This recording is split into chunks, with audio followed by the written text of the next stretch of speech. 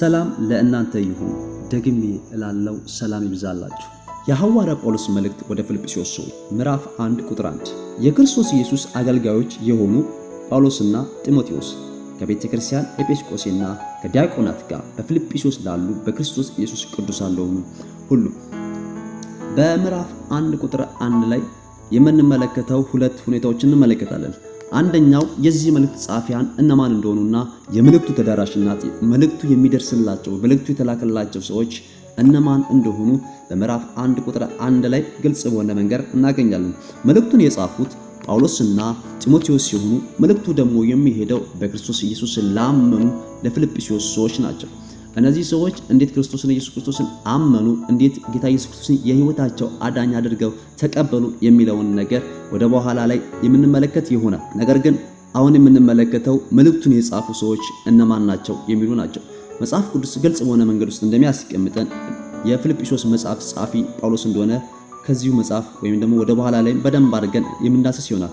ነገር ግን በምዕራፍ 1 ቁጥር 1 ላይ የክርስቶስ ኢየሱስ አገልጋዮች የሆኑ ጳውሎስና ጢሞቴዎስ ብሎ የመልእክቱን ጻፊ ማን እንደሆኑ ይናገራል።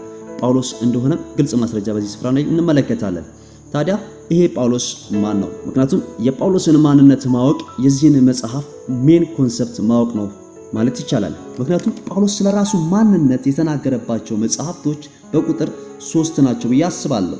እነዚህ መጽሐፍቶች የፊልጵስዩስ መጽሐፍ፣ የገላትያን መጽሐፍና የሁለተኛ ቆሮንቶስ መጽሐፍ ናቸው። በእነዚህ መጽሐፍቶች ጳውሎስ ስለራሱ ማንነት በግልጽ ያስቀመጠባቸው ስለራሱ በደንብ የተናገረባቸው መጽሐፍቶች ናቸው። በተለይም በገላትያን መጽሐፍ ላይ በቀረበለት አንተ ሐዋርያ አይደለም ሲባል ሐዋርያ ለመሆኑ ማስረጃ ያቀረበባቸው መጽሐፍቶች ናቸው። ያው ሁለተኛ ቆሮንቶስ ምዕራፍ 11 ቁጥር 22 አካባቢ ጀምረን ብናይ ይህንን የጳውሎስ ስለራሱ ማንነት በደንብ የተናገረበት ማንነት ነው። ስለዚህ እነዚህ የጳውሎስ ማንነት ጳውሎስ ማን እንደሆነ መረዳት መቻል ማለት የፊልጵስዩስን መጽሐፍ፣ የገላትያን መጽሐፍና የቆሮንቶስን መጽሐፍ እንድናውቅ በር ይከፍትልናል ማለት ነው። ምክንያቱም ጸሐፊውን ማወቅ ማለት የጸሐፊውን ማንነት መረዳት ማለት መልእክቱንም ወደ መረዳት ደረጃ ያደርሰናል ብዬ ስለማስብ ነው ይህንን የምላችሁ። ጳውሎስ ታዲያ የተወለደ እንዴት አደገ፣ የማን ዘር ነው፣ ምንስ ቋንቋ ይችላል፣ የማወቅ ችሎታውስ ምን ይመስላል የሚለውን ነገር እንመለከታለን። የጳውሎስ ታሪክ። ጳውሎስ በጠርሴስ ከተማ የተወለደ ነው። ጠርሴስ የኪልቅያ ዋና ከተማ ነበረች። ኪልቅያ ደግሞ የሶሪያ አውራጃ የነበረች ነው። ታዲያ ጠርሴስ በውስጧ ከግማሽ ሚሊዮን በላይ ሕዝብ የሚኖርባት በጣም ሰፊ ከተማ የነበረች ከተማ ነበረች። እቺ ከተማ በአካባቢው ወደ 6 ወንዞች ስለነበሯት ምንም አይነት የውሃ እጥረት ያልነበረባት፣ ከዚህ የተነሳ በጣም ብዙ ሰዎች የሚኖሩባት ከተማ ነበረች። ምክንያቱም ሰዎች ለመኖር ውሃ ያስፈልጋቸው፣ ንጹህ የሆነ ውሃ ያስፈልጋቸው ነበረ። እነዚህ ሰዎች ግን ውሃቸውን የሚያገኙት ከየት ነበር? አካባቢያቸው በጠርሴስ አካባቢ ከ6 በላይ ወንዞች ስለነበሩ ከነዚህ የመጠጥ ውሃ የሚያስፈልጋቸውን ውሃ ያገኙ ነበረ። ሌላው ደግሞ በዚህ ከተማ 16 ኪሎ ሜትር ርቆ ከጠርሴስ ከተማ 16 ኪሎ ሜትር ርቆ ባህር ይገኛል። ስለዚህ ሰዎች ለመዝናናትም ሆነ የሚያስፈልጋቸውን የአሳ ምርቶችም ለማግኘት ወደ ባህሯ ጠለል ይሄዳሉ ማለት ነው። እና በጣም ምቹ ከተማ የነበረች፣ ለመኖር በጣም የምትዋጋጋ ከተማ የነበረች ከተማ ነበረች ጠርሴስ ከተማ። ጠርሴስ ይህም ብቻ አይደለም፣ ምስራቅንና ምዕራብን የምታገናኝ መሆኗ በጣም ተወዳጅ አድርጋታል። ከዚህ የተነሳ እንደውም እንደ መናራ የምታገለግል ከተማ ነበረች። ሪመምበር አድርጉ፣ ምስራቅና ምዕራብን ከተማ ማገናኘት ማለት ሲምፕል ከተማ አይደለችም። ለዚህ ነው ጠርሴስ ዋና ከተማ የኪልቅያ ዋና ከተማ ለመሆኑም የበቃችበት ምክንያት ለዚህ ነው። ቢኮዝ የኛ ሀገርን የአዲስ አበባ ከተማን ብንመለከት ለኢትዮጵያ በጣም ሴንተር የሆነች ሀገር ናት። ከዚህም የተነሳ ከተለያዩ አቅጣጫ ከምዕራብ ከምስራቅ የሚመጡ ሰዎች አዲስ አበባ ላይ አርፈው ወደሚፈልጉበት አቅጣጫ መሄድ ይችላሉ። ጠርሴስም ልክ እንደዚሁ ነበረች። ምስራቅንና ምዕራብን የምታገናኝ ከመሆኗ የተነሳ በጣም ብዙ ሰዎችን በውስጧ ይዛ ትገኛለች። በጣም ብዙ ሰዎች ስለሚኖሩባት በአብዛኛው በከተማ ውስጥ የሚኖሩ ህዝቧ ግሪኮችና ሮማውያን ነበሩ። ጥቂት ደግሞ አይሁዳውያንም ነበሩ። ጠርሴስ በተጨማሪ ታላቅ የባህልና የትምህርት ማዕከል የሆነች ከተማ ነበረች። ታላቅ ከተማ ወይም ሰፊ ከተማ ከመሆኗ የተነሳ በውስጧ የትምህርት መሰረተ ልማት በጣም የተስፋፋባት በጣም ሰፊ የሆነ የትምህርት ልማት ያለባት ከተማ ናት። ከሁሉም በተሻለ ሁኔታ ትልቅ የሆነ ዩኒቨርሲቲ በወቅቱ ያስገነባች ነበረ። ስለዚህ ጠርሴስ በጣም የእውቀት ማዕከል የነበረች ናት። ጳውሎስ በዚህ ከተማ ማደጉ የሮምን፣ የግሪክን፣ የአይሁድን ሃይማኖት፣ ባህል፣ አስተዳደር እንደሚገባ አድርጎ እንዲያውቅ ረድቶታል። ጳውሎስ ስለራሱ በተጠየቀበት ጊዜ የሰጠውን ምላሽ ከሐዋርያት ሥራ ምዕራፍ 21:39 እንመልከት። እንደዚህ ይላል፣ ወታደሮቹ ወደ ጦር ሰፈሩ ይዘውት ሊሄዱ ሲሉ ጳውሎስም ጦር አዛዡን አንድ ነገር እንዲደረግለት ፍቀድልኝ አለው። አዛዡም እንዲህ አለው፣ የግሪክ ቋንቋ ታውቃለህን? አንተ ከዚህ ቀድሞ አመጽ አስነስተ 4000 ነፍስ ገዳዮችን ወደ በረሃ ያሸፈት ግብፃዊ አይደለህምን? ሲል ስለ ጳውሎስ ማንነት ሲያወራ፣ ጳውሎስ ግን እንደዚህ አለው፣ እኔ በኪልቅያ ያለችው የታዋቂቷ የጠርሴስ ከተማ ነዋሪ የሆንኩ አይሁዳዊ ነኝ። ለሕዝቡ ንግግር እንዳረግ ፍቀድልኝ አለው። ጳውሎስም የጦር አዛዡን ካስፈቀደ በኋላ በደረጃው ላይ ቆሞ ሕዝቡን በእጁ ጠቅሶ ሁሉም ጸጥ ባሉ ጊዜ በዕብራይስጥ ቋንቋ እንዲህ አለ። ሰውየውን ወይም አዛዡን የተናገረው በምን ቋንቋ ነው? በግሪክ ቋንቋ ተናገረ። ሕዝቡን ደግሞ እንዲናገር የፈቀደለ በምን ቋንቋ ነው? በዕብራይስጥ ቋንቋ ነው። እሺ ጳውሎስ እኔ የቄርጤስ አይሁዳዊ ነኝ አለው። ነገር ግን ምን ይችላል? የግሪክን ቋንቋ ይችላል፣ የዕብራይስጥን ቋንቋ ይችላል። ጳውሎስ እነዚህን ቋንቋ መቻሉ በጣም ለህይወት ወይም ደግሞ ወንጌልን ለማስራጨት የተጠቀመባቸው ቋንቋዎች ናቸው። ስለዚህ ጳውሎስ በሐዋርያት ሥራ ምዕራፍ 21 ቁጥር 39 ሁለት ነገሮችን ጠቅሶልናል። አንደኛ የቋንቋ ችሎታውን በጠርሴስ በመወለዱ የቋንቋ ችሎታውን እንዴት እንዳገኘ ነግሮናል። ሁለተኛ የተወለደበትን ስፍራ ነው የተናገረንና አይሁዳዊ መሆኑን በዛው ገልጾ አልፏል። ጳውሎስ ቋንቋ የመቻሉ በዛች በትልቅ የትምህርት ማዕከል በሆነችው በጠርሴስ መወለዱ ቋንቋን አቀላጥፎ እንዲናገር በር የከፈተለት ከተማ ነበረች። በዚህ በሐዋርያት ምዕራፍ 21 ቁጥር 39 ላይ ጳውሎስ አይሁዳዊ መሆኑን ገልጿል። ስለዚህ ጳውሎስ አይሁዳዊ ነበረ። አይሁዳዊ ከነበረ ደግሞ አንድ በአይሁዳዊ ሕፃን ልጅ አንድ አይሁዳዊ ማለፍ ያለበትን 3 መሰረታዊ ስቴፖች የማለፍ ግዴታ አለበት። አንደኛው አንድ አይሁዳዊ ማለፍ ያለበት ነገር ምንድነው? በ8ኛው ቀን መገረዝ ነው። አንድ አይሁዳዊ የግድ በ8ኛው ቀን ሊገረዝ ያስፈልገዋል። ምክንያቱም ይሄ ኪዳን እግዚአብሔር ለሙሴ የሰጠው ወይም ደግሞ ለእስራኤል የሰጠው ኪዳን ነውና። ሁለተኛው በ5ኛው ዓመት የአይሁድን መጽሐፍ ያጠናል።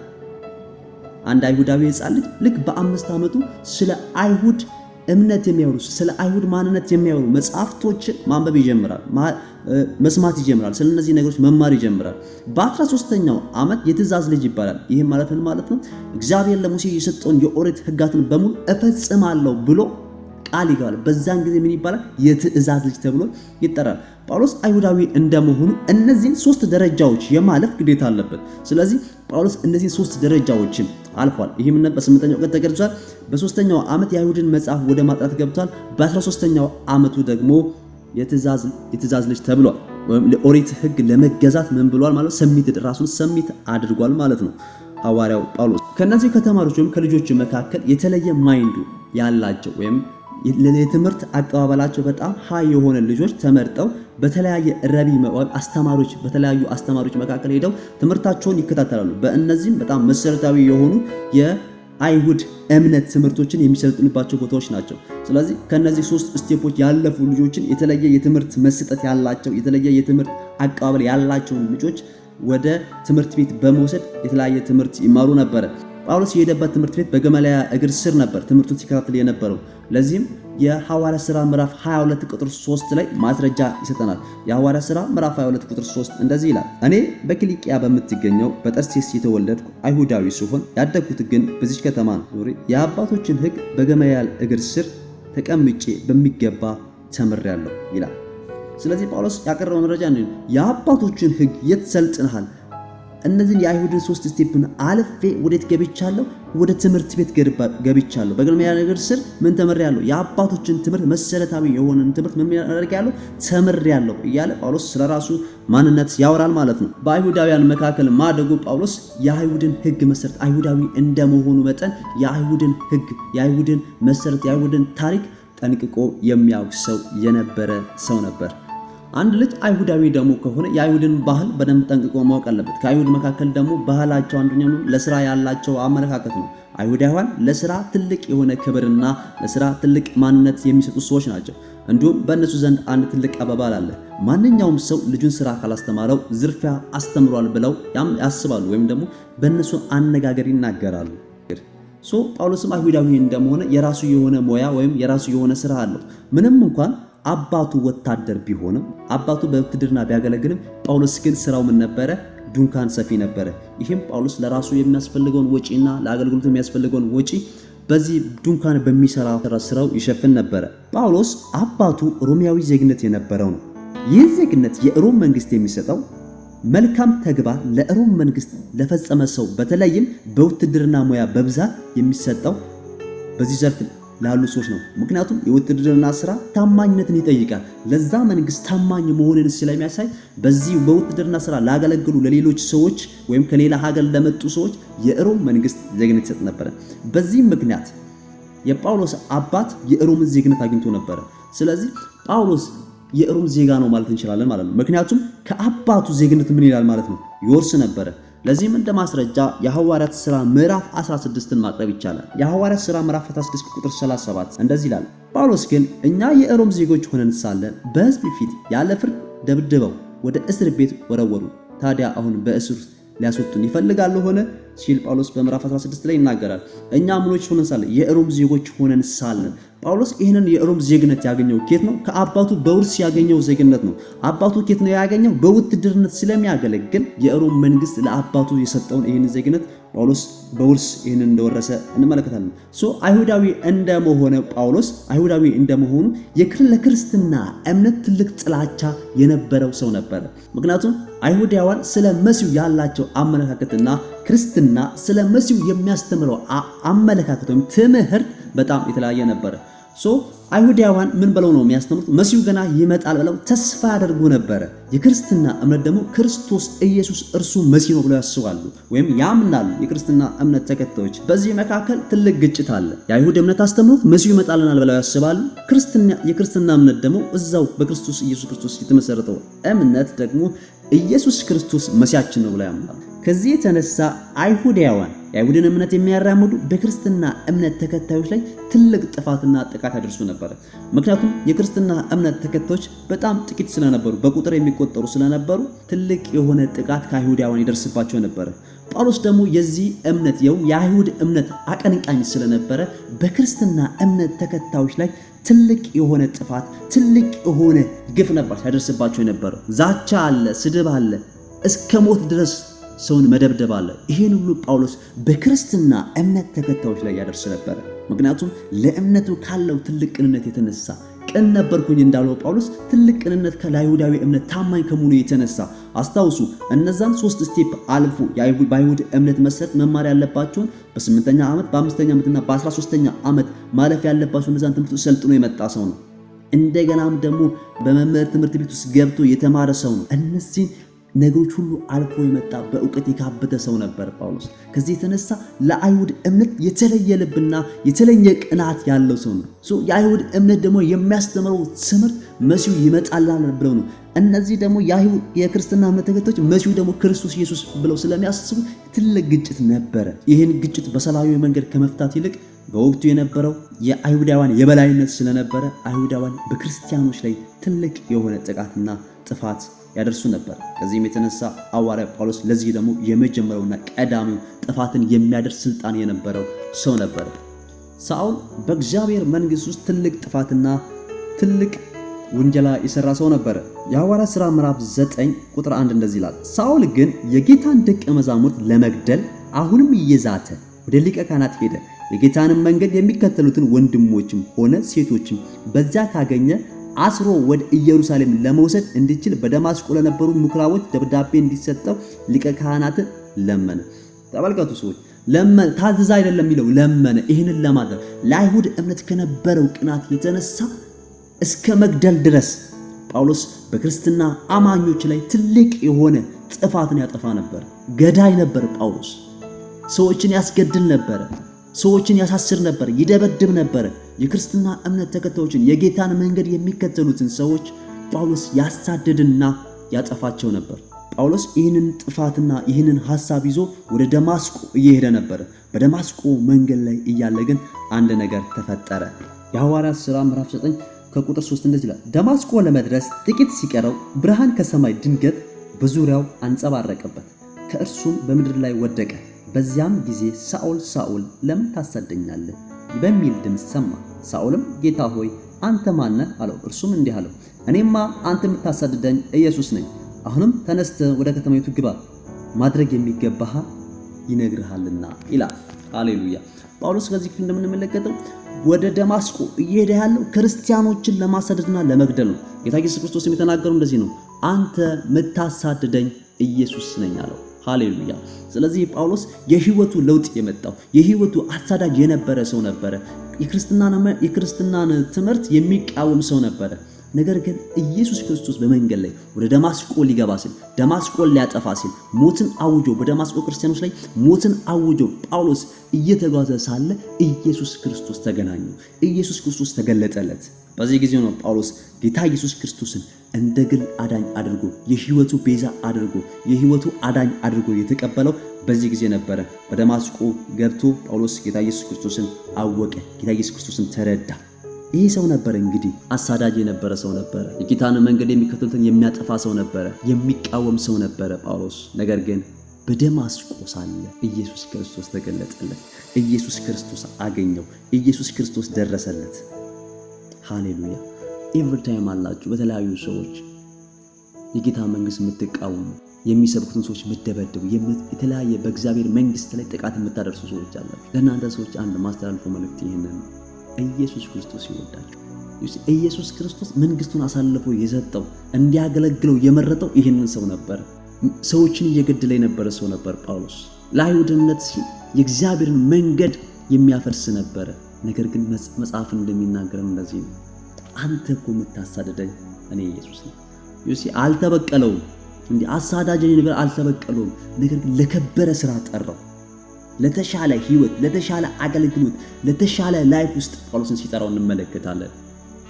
ይሄ ጳውሎስ ነው የፊልጵስዩስን መጽሐፍ የጻፈው። ይሄ ጳውሎስ ነው አንደኛ ቆሮንቶስን ወደ 13 የሚጠጉ የአዲስ ኪዳንን መጽሐፍ መልእክቶችን የጻፈው። ይሄ ሰው ነው። ትላንትና አሳዳጅ ነበረ። ትላንትና የተሰደደ ሰው ነበር። ትላንትና የጠፋ ሰው ነበረ። ትላንትና ለአይሁድ እምነት የሚቀና ሰው ነበረ። አሁን ግን መጽሐፍ እንደሚናገረን ተገለጠለት ነው የሚለው። ኢየሱስ ተገለጠለት። አሁን ግን አዳኙ ተገለጠለት። አሁን ግን አዳኙን አወቀ። በተለያየ ህይወት ውስጥ ለምትገኙ ሰዎች ጌታ ኢየሱስ ክርስቶስን ያልተቀበላችሁ፣ ነገር ግን የጌታን መንገድ የምታጣሙ፣ ነገር ግን የጌታን መንገድ ሁሉ ጊዜ እንቅፋት የሆናችሁ ሰዎች እውነት እላችኋለሁ በእናንተ እግዚአብሔር ሊሰራ ያሰበው ትልቅ ስራ አለ። በእናንተ እግዚአብሔር ያሰበው እቅድ አለ። በእናንተ እግዚአብሔር ያለመው ነገር አለ። እግዚአብሔር ከጳውሎስ ጋር ተስማማ። እግዚአብሔር ከጳውሎስ ጋር ተገናኘ። አላጠፋው። ይልቁንስ ለወንጌል የምነግር ነገር አለ፣ ወደ ከተማው ግባ አለ። የምሰጥ አሳይመንት አለ፣ ወደ እውነተኛው ማንነት ትመልሳለህ፣ ወደ ተፈጠርክበት የህይወት ስራ ትመልሳለህ ብሎ ጳውሎስን መጣው። ጳውሎስን አዳነው እግዚአብሔር ጳውሎስን በዛ ሰዓት ማጥፋት ይችል ነበር። ነገር ግን ወደ መረጠበት ዓላማ ነው ያመጣው። ተራየ ላይፍ ውስጥ ያላችሁ የእግዚአብሔርን ቃል የምትጣረስ ህይወት የምትኖሩ እግዚአብሔር ያልተበቀላችሁ እግዚአብሔር ያላጠፋችሁ ከምሕረቱ የተነሳ ነው። መጽሐፍ እንደሚናገር ያልጠፋ ነው ከእግዚአብሔር ምሕረት የተነሳ ነው። ምክንያቱም በምሕረቱ ውስጥ ወደ ማንነቱ ይስባችኋል። በምሕረቱ ውስጥ ካለባችሁ ህይወት ያወጣችኋል። በምሕረቱ ውስጥ ይታደጋችኋል። በምሕረቱ ውስጥ ያድናችኋል። በምሕረቱ ውስጥ እግዚአብሔር ፍቃድን ይሰራባችሁ። ስለዚህ ከእግዚአብሔር ጋር ተስማሙ። ጳውሎስ ያደረገው እንደዚህ ነው። ምን ላድርጋል? እጅ ሰጠ። ስለዚህ ዛሬ ለእግዚአብሔር መንግስት፣ ለእግዚአብሔር ኪንግደም እጅ ብትሰጡ፣ ለእግዚአብሔር ቃል ብትታዘዙ እግዚአብሔር በእናንተ ላይ ያለውን ዓላማ ይፈጽማል። ታሪክን ይሰራባቸዋል። መንግስቱን ይፈጽምባቸዋል። ጳውሎስ አሳዳጅ ሰው ነበር። አሁን ግን የጌታን መንግስት ማስፋፋት ነበር። እሱ ክርስቶስ መሲህ መሆኑን መሰከረ። በፊት አይደለም ብሎ ሲከራከር የነበረ ሰው ነበር። አሁን ግን መናገር ጀመረ። ክርስቶስ እኮ እርሱ መሲህ ነው እያለ ማወጅ ጀመረ። ጳውሎስ አሳዳጅ ሰው ነበረ። የጌታን መንገድ የሚከተሉትን ሰዎች ያሳድ ነበር። የጌታን መንገድ የሚከተሉትን ሰዎችን ይገል ነበረ። አሁን ግን ጌታ ኢየሱስ ክርስቶስን ተቀበለ። አሁን ግን ከአመፅ ስራ፣ አሁን ግን ከተንኮል ስራ፣ ከክፉ ስራ ተመለሰና ከቅዱሳን ጋር ህብረት ማድረግ ጀመረ። በሐዋርያት ሥራ ምዕራፍ 9 ቁጥር 19 ጀምሮ እንደዚህ ይላል። ሳውልም በደማስቆ ከነበሩት ደቀ መዛሙርት ጋር አያሌ ቀን ተቀመጠ። ወዲያውም ኢየሱስ የእግዚአብሔር ልጅ መሆኑን በምኩራቦች መመስከር ጀመረ። ይሁን ተመልከቱ። ወዲያውም ኢየሱስ ክርስቶስ የማን ልጅ? የእግዚአብሔር ልጅ መሲህ ነው ማለት ጀመረ። ከእግዚአብሔር ፍቃድ ጋር ተስማማ። እግዚአብሔር ከሱ ጋር ካለው ዓላማ ጋር ተስማማ።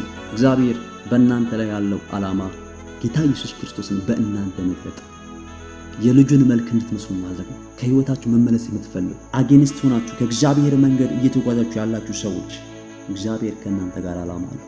ያላጠፋችሁ አመፀኛውን የማጠፋው ለምንድን ነው? ምክንያቱም አመፁን እንጂ ሰውየውን ስለሚወድ ነው። እግዚአብሔር እናንተን ይወዳል፣ አመፃችሁን ግን ይጠላል። አመፃችሁን ደግሞ በምህረቱ ያስወግደዋል። እግዚአብሔር በእናንተ ላይ ዓላማና ትልቅ እቅድ አለው። ስለዚህ ከእግዚአብሔር ሐሳብ ጋር ከእግዚአብሔር ዓላማ ጋር ብትስማሙ እግዚአብሔር በእናንተ ላይ ያየው ትልቅ ነገር አለ። እግዚአብሔር በጳውሎስ ምን አየ? እግዚአብሔር በጳውሎስ ላይ ምን ተመለከተ? እስኪ መጽሐፍ ቅዱስ ምን ይነግረናል? እንመልከት እስኪ።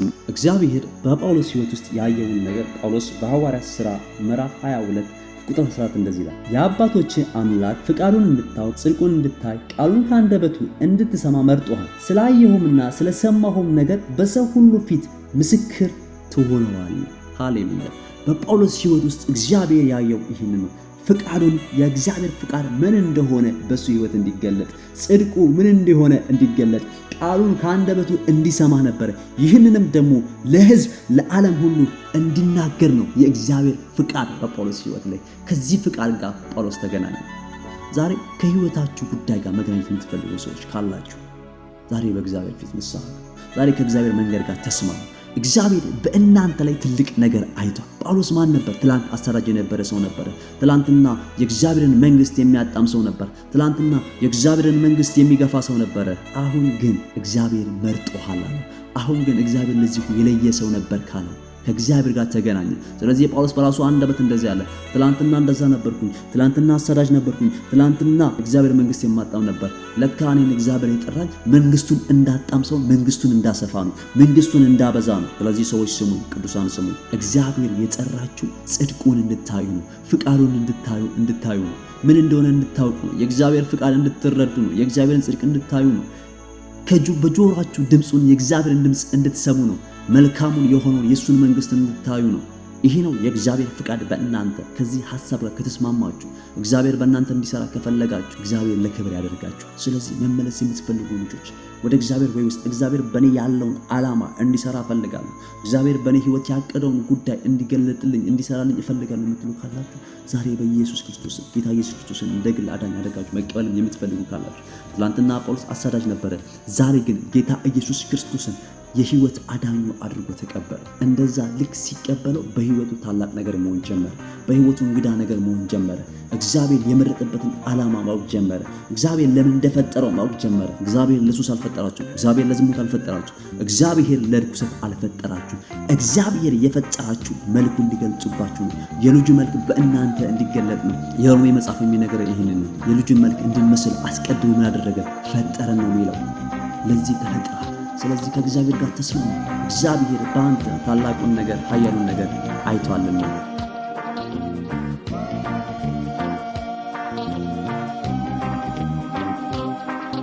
ከባርነት ቀንበር ያወጣኸኝ እስራቴን ፈትህ የለቀቀኝ